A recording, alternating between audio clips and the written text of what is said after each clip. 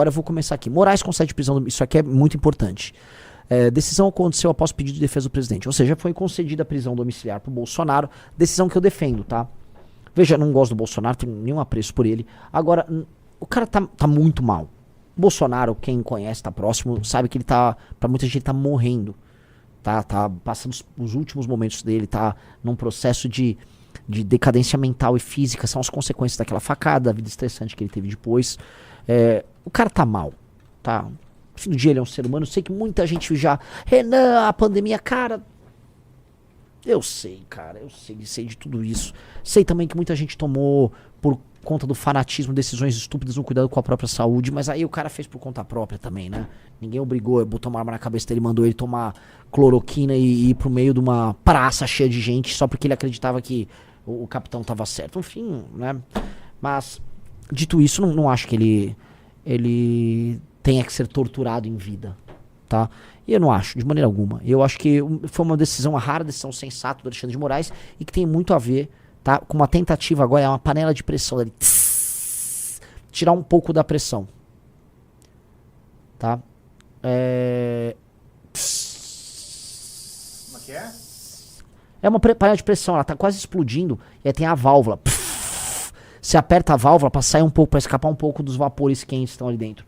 O Alexandre de Moraes tá apertando a válvula ali, tá? Então ele deferiu o pedido de defesa do ex-presidente Jair Bolsonaro e aprovou solicitação de prisão domiciliar. Vamos lá, tem alguma coisa ou foi só isso a matéria? É só isso. Eu acho que ele vai fazer isso em caráter temporário, tá? Até que saia algum boletim médico que conclua que o Bolsonaro tá melhor. E aí o Bolsonaro voltaria. Eu acho que o Alexandre de Moraes vai fazer isso. Eu acho que nem precisa. Dá pra deixar o Bolsonaro em prisão domiciliar, cumprindo a pena dele.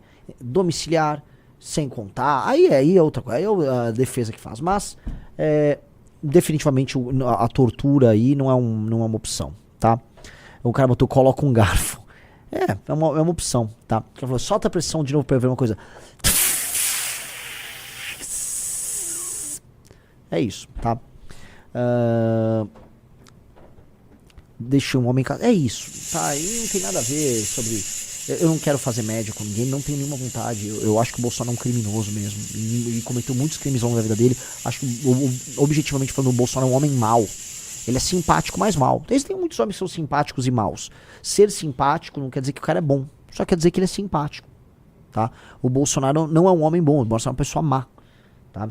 Então, é isso que eu queria falar sobre esse tema aí. Acho que é importante. Agora eu quero comentar, assim, recado para a militância, que tá o tema aqui da live, né? Eu vou começar abrindo, porque naturalmente, o Renan saiu Bem Pontes, saiu 2 semanas atrás, saiu o Faustino, tá? O que você tem a dizer sobre isso? Né? Tem a dizer sobre o Bem Pontes, não tenho nada a dizer. Eu nem tava acompanhando, ele quis agora, de acordo com o que ele falou, ele virou um cara, ele despertou, ele amadureceu e foi trabalhar com o Pavanato. Então deixa ele ser feliz lá na vida dele, não vou ficar falando sobre esse tema, tá? Agora, muita gente tá ali querendo brigar com ele. Algumas coisas. Essas coisas a gente percebeu, de 2 em 2 anos a gente vai ter traições que vão acontecer conosco, especialmente com o Partido Missão, não tanto com o MBL, porque às vésperas da eleição tem a famosa janela. E aí nesse período de março para abril, tem uma janela e um monte de gente vai ficar tomando decisões de última hora na janela. Eventualmente vocês vão ver o Moro tomando esse tipo de decisão, tá? Porque o Ratinho tá trabalhando lá em Brasília pro Moro não ir pro PL. Acho que o Moro vai ficar no PL, mas o Ratinho tá trabalhando. Mas vou ainda comentar sobre o Ratinho. Agora, no nosso caso, tá? Veja, as decisões erradas nossas foram tomadas em 2023, tá? E eu vou começar falando sobre isso. Veja, amigos. Antigamente a gente falava, a gente teve muito traidor porque não tinha a Academia MBL. E a Academia MBL foi uma dádiva. Melhoramos a qualidade da militância, a qualidade do nosso conteúdo. Aí, termina 2022, vai pro começo de 2023 e a gente falou, pô, agora vamos, né, trabalhar com essas novas lideranças. E aí a gente colocou na praça um monte de liderança nova. Klaus, Matheus Batista, Costenaro, Bétega, Faustino, Sandro, um monte de gente. O Bem Pontes estava nessa linha.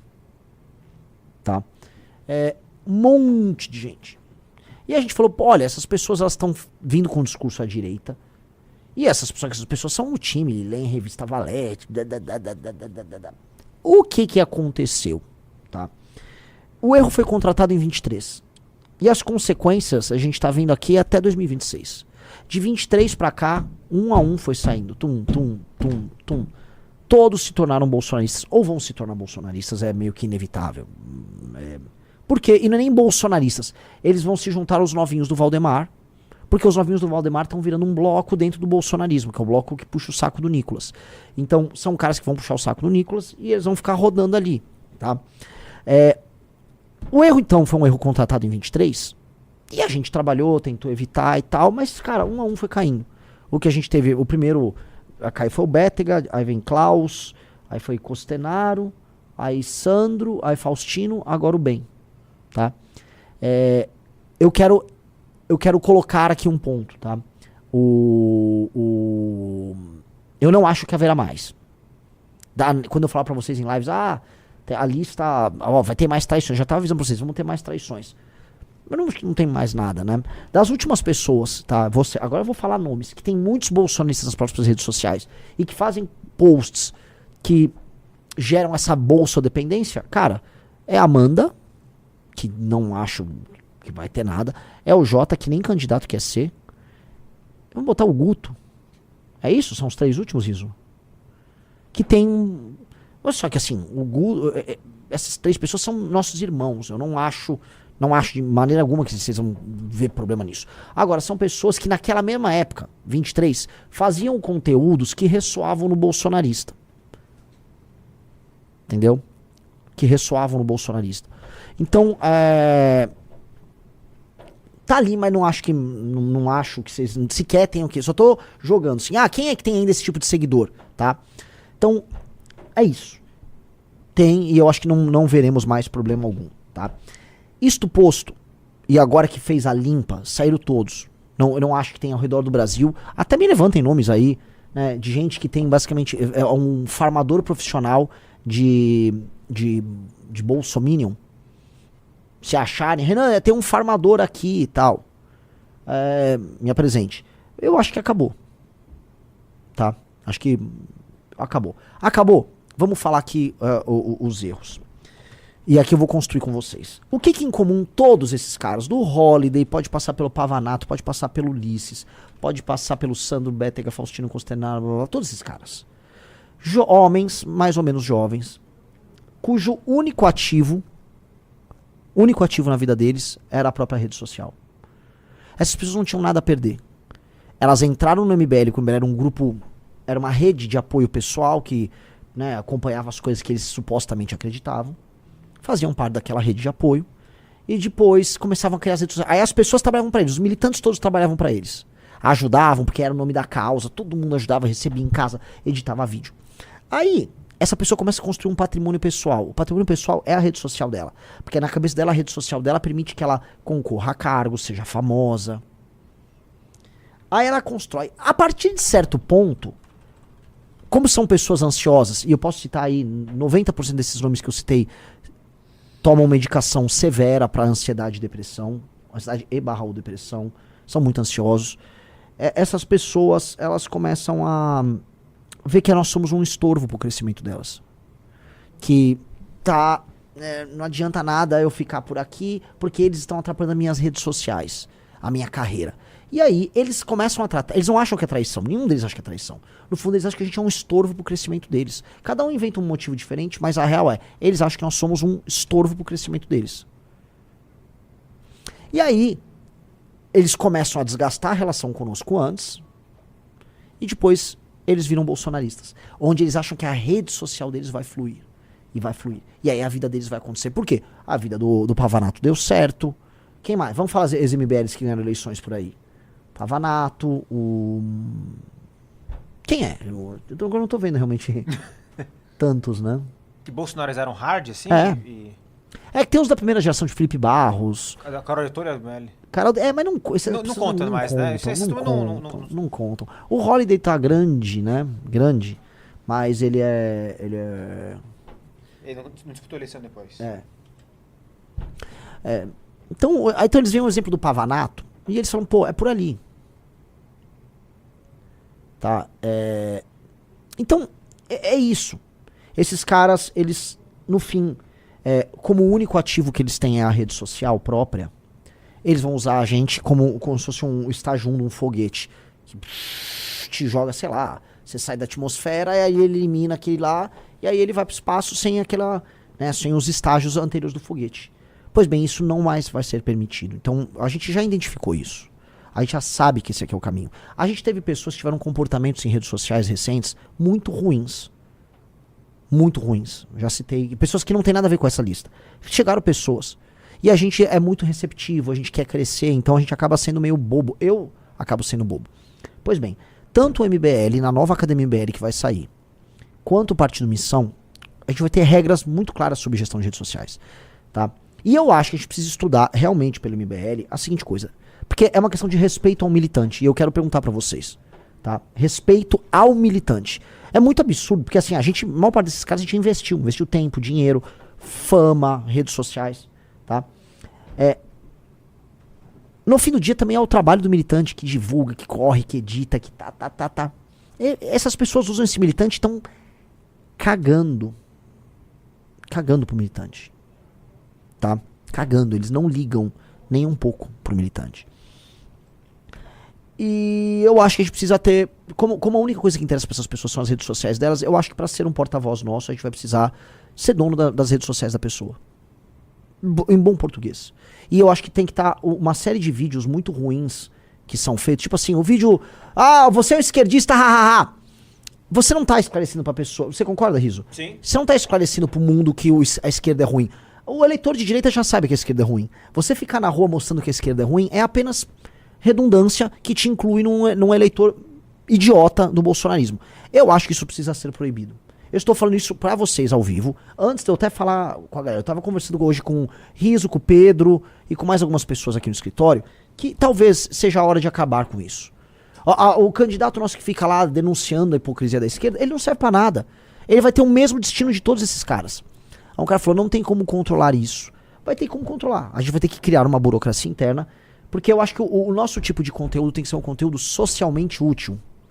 A rede social tem que atender a um fim social. E o fim social de um porta-voz nosso definitivamente não pode ser crescer e depois virar bolsonarista. Definitivamente. Então eu acho que terminou a era desses caras. O Bem Pontos foi o último. E acho que foi bom que saiu. Não tá saindo com briga. Quer dizer, nunca vai atacar a gente em algum momento, como todos fazem, tá? Mas é bom que seja feliz. Eu não vou falar dele, isso aqui não é sobre ele. Isso aqui é um erro nosso. Nós geramos esse erro. Eu, Guto, Kim, Amanda, Riso, nós geramos esse erro. E acabou agora a hora de fazer a risca. Fazer a risca. Então, nós precisamos ter... Olha, o conteúdo do nosso porta-voz tem que ser socialmente útil. Aí eu vou dar um exemplo. Não acho que sirva pra todo mundo, porque logicamente eu sou um pré-candidato à presidência da República. Dito isso, o meu conteúdo... Eu sou hoje um cara que tá crescendo. Eu cresço todo dia 5 mil seguidores. E eu não estou denunciando hipocrisia de nada. Eu tô falando de problemas no Maranhão, problemas no Piauí, eu tô falando de reforma disso, de proposta daquilo. Aí eu faço um ataque na esquerda, faço um ataque na direita, mas abre meu Instagram. Vocês vão ver aqui que a quantidade de conteúdos bobocas ideológicos não dá 10% do meu... Talvez dê no máximo 10%. Vamos lá, ó. Vamos lá. Um ataque ao candidato a direito Flávio.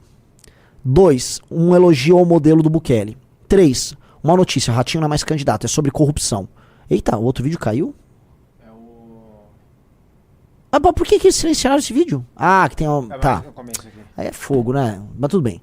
4, uma entrevista na rua. Isso pode ser enquadrado como uma lacrada à direita? Seria o único vídeo que poderia ser enquadrado nisso. Vamos lá. 25%. Nova camisa do Brasil tem um pouquinho de lacrada, mas não é muito, porque eu tô falando de proposta também. 6, agenda de corrupção. 7, Banco Master batendo no cara da direita. Agenda de corrupção. Não confie em mim, a coisa mais antipopulista de todas. Vamos pra cima do crime organizado. E isso aqui é sobre Master também. Não tá incluso em lacrada, não tá incluso em lacrada. Foto de manifestação. Delata Vorcaro não tá incluso em lacrada. Ponte no Maranhão não é lacrada. Wesley Safadão e corrupção não é lacrada. Ele é inclusive de direito, Wesley Safadão. Caminhoneiros podem parar o Brasil não é lacrada, é proposta pros caminhoneiros. Quero o fim da CLT não é lacrada. Então, eu tô crescendo sem precisar fazer isso. E muitas outras pessoas estão crescendo. O Bertolucci saiu de 15, 20 mil seguidores Pra o quê? Quase 200 mil? Nem sei quantos Bertolucci tem. Por aí já. Cara, falando do escândalo do Banco Master e arrumando briga com o Ratinho. Olha só, um perfil mandou aí. Discordo. As redes sociais é uma das ferramentas de poder do parlamentar. E esse controle invade a confiança e a liberdade dos colaboradores. Tem que conviver com os problemas bons. Não, cara, o que eu tô falando pra você não é isso, a cabeça. Não é que o seu perfil chama a cabeça do Bolsonaro. Não tem sentido isso. Se sua rede social é uma rede social em que você vai ficar basicamente acenando pra um eleitor de maneira acrítica, você não tem função, você é só um influencer. Eu tô falando que não dá pra ter influencer de direita.